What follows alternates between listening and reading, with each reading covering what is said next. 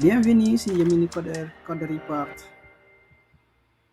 Le Sénégal se lance dans un projet colossal, un New Deal pour basculer de plein pied dans l'ère numérique. Et attention, il ne s'agit pas d'un simple coup de peinture, mais d'une véritable refondation. On va décortiquer ensemble cette stratégie qui a l'ambition, ni plus ni moins, de redessiner l'avenir de toute une nation. Et voilà, la vision est posée, directement par le sommet de l'État. L'ambition est immense, on ne parle pas ici de juste rattraper un retard, mais bien de prendre la tête de la course. Le Sénégal ne veut pas être un simple acteur du numérique, il veut devenir le carrefour, le point de passage obligé pour toute l'Afrique. Rien que ça. Ce monument, c'est un peu le symbole de cette Afrique qui se projette, fière, vers son avenir. Eh bien, ce New Deal numérique, c'est exactement la même idée. C'est la version 2.0 de cette renaissance. Sauf qu'aujourd'hui, le futur ne se sculpte plus dans le bronze, mais il s'écrit en ligne de code et se déploie par la fibre optique. Mais bon, pour bâtir ce futur, il faut d'abord regarder le présent bien en face, sans se voiler la face. Pourquoi un plan aussi radical au fond ? Tout simplement parce que la tentative précédente a laissé des traces. Oui, avant ce New Deal, il y avait Sénégal numérique 2025, une première stratégie qui, sur le papier, semblait parfaite. Mais comme on va le voir, entre la théorie et la pratique, il y a parfois un monde, un gouffre même. Les chiffres sont là, et ils sont brutaux. Moins de 20% des projets ont été réalisés. À peine 12% pour les réformes. Ce n'est pas un simple retard à l'allumage, c'est un échec cuisant. Ça montre bien qu'il y avait un décalage total entre les ambitions affichées et la capacité à les concrétiser. Et c'est précisément cet échec qui a rendu nécessaire un électrochoc. La conséquence directe de tout ça, c'est ce mal bien connu de nos sociétés modernes, la fameuse fracture numérique.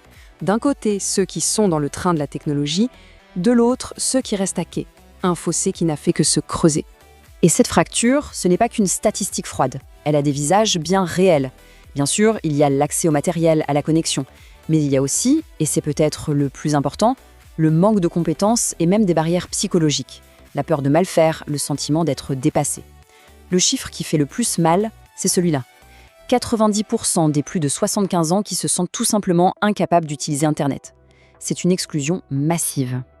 Alors, face à ce constat, quelle est la réponse ? Justement, un plan entièrement repensé, structuré pour ne pas répéter les erreurs du passé. Ce nouveau plan, il est très clair. Il repose sur 4 piliers solides. Tout part de la base, la souveraineté, c'est-à-dire reprendre le contrôle de ses données, de ses infrastructures.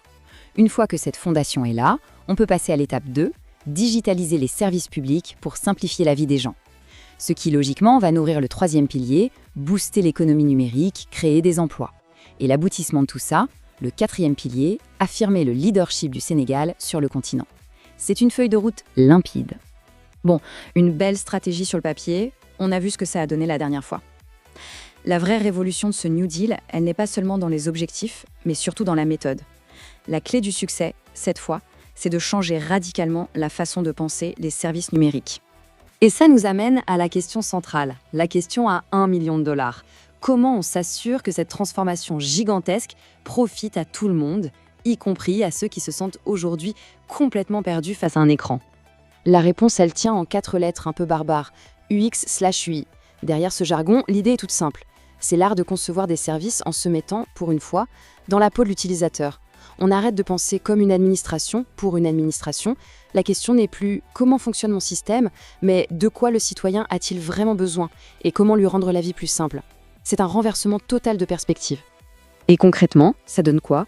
Des choses qui devraient être une évidence, mais qui, dans le monde administratif, sont une révolution.